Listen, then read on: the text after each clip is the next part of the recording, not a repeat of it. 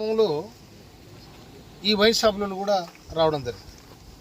ఇప్పుడు తెలుసు నాకు, ఎందుకంటే నా పక్కన కూర్చొని నా ఇంట్లో వీడియో తీశారు కాబట్టి. అయితే నేను వాళ్ళతో మాట్లాడే సందర్భంలో మరి ఎవరు తీసిండో నాకు తెలియదు. నేను వాళ్ళు వస్తే నా ఇంట్లో వాళ్ళకు ఛాయ్ ఇచ్చి మంచినీళ్ళు ఇచ్చి మర్యాద చేసి నా దగ్గర కూర్చొని పెట్టుకున్నాను. ఏ ఎమ్మెల్యే కూడా కూర్చొని పెట్టుకోడు. వీళ్ళు నా దగ్గర కూర్చొని పెట్టుకుంటే నేను ఛాయ్ ఇస్తే నా ఛాయల్ని ఇసం పోసిరు, వాళ్ళని ఛాయ్ ఆగిపోయారు.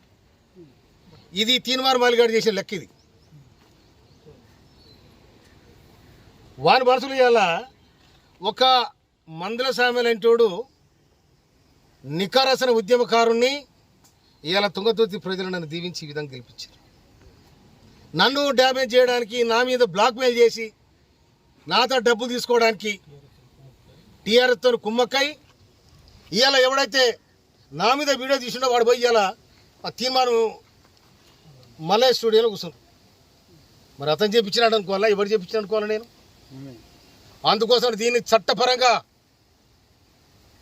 ఇవాళ ఒక దళితుడు, ఒక మాదిగ వ్యక్తి రాష్ట్ర ప్రభుత్వంలో ఉండడం ఇష్టం లేదా? బీసీలు అంటారు, ఎస్సీలు అంటారు, ఎస్టీలు అంటారు, సామాజిక న్యాయం.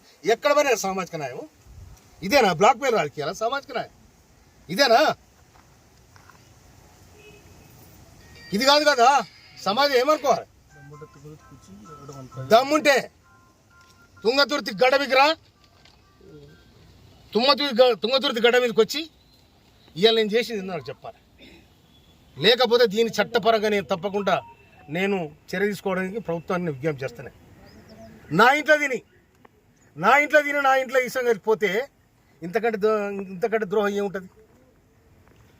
వాటిని నాకు ఫోన్ చేసి ఇంకా నీ వీడియోలు ఉన్నాయంటే, వీడియోలు అన్నీ మలిచి నూక్కోరా నువ్వు, అన్నీ మలిచి నూక్కో, ఏడు నువ్వు నూక్కో కొడక. మళ్ళా కనుక ఇది వస్తే తొక్కి నేను కసరే తొక్కబో చూసుకో. నేను మందుల సాబనంటే ఏమనుకున్నారు మీరు? నేను మా కార్యకర్తలు దలుచుకుంటే న్యాయం కోసం తుంగతుర్తి పోరుగడ్డ కొట్టని గడ్డ ఇది. కానీ మమ్మల్ని బ్లాక్మెయిల్ చేసి, మమ్మల్ని చీటింగ్ చేసి, నా ఇంటికి వచ్చి నా దగ్గర తిని నాకు వీడియో తీపిస్తారా మీరు?